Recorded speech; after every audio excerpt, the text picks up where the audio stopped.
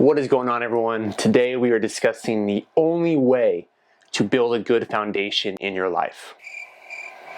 I'm just kidding.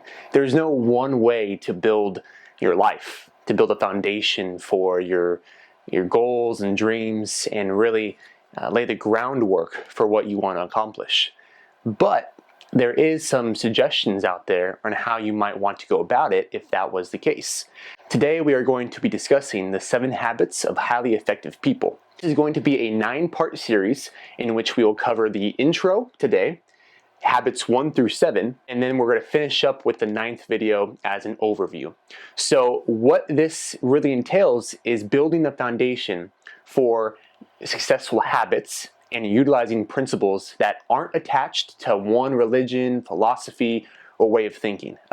Stephen Covey, the author of the 7 Habits of Highly Effective People, really stresses that these are timeless principles that you can build anything on top of. So you want a good relationship, you want a good career, you want a healthy body and mind. You can use these principles and these 7 habits to help you out along the way with whatever you want to achieve. Again, these are just ideas from one book, so it's important not to take this stuff way too literal.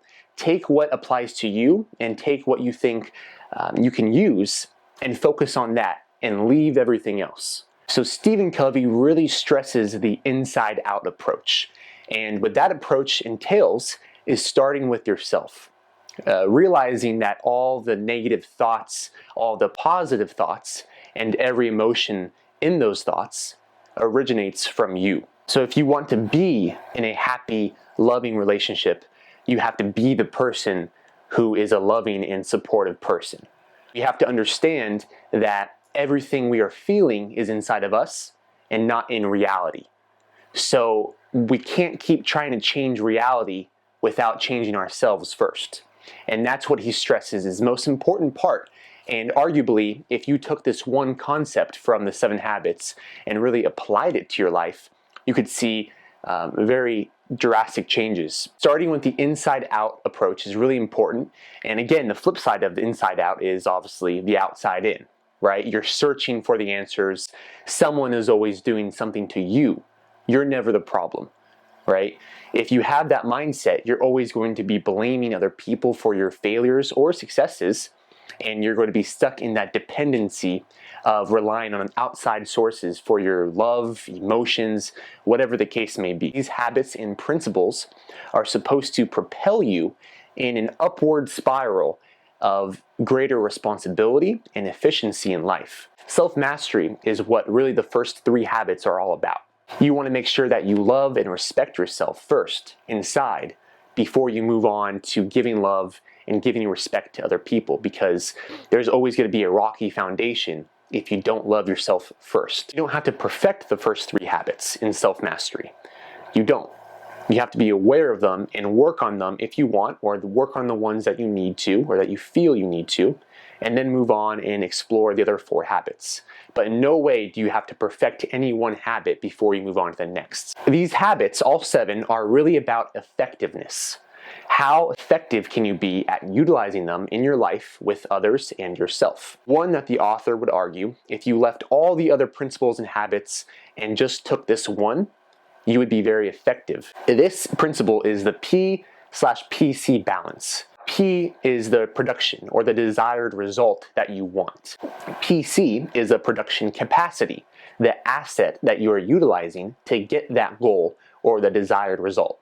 A really easy analogy to think of when it comes to the P/PC balance is a car.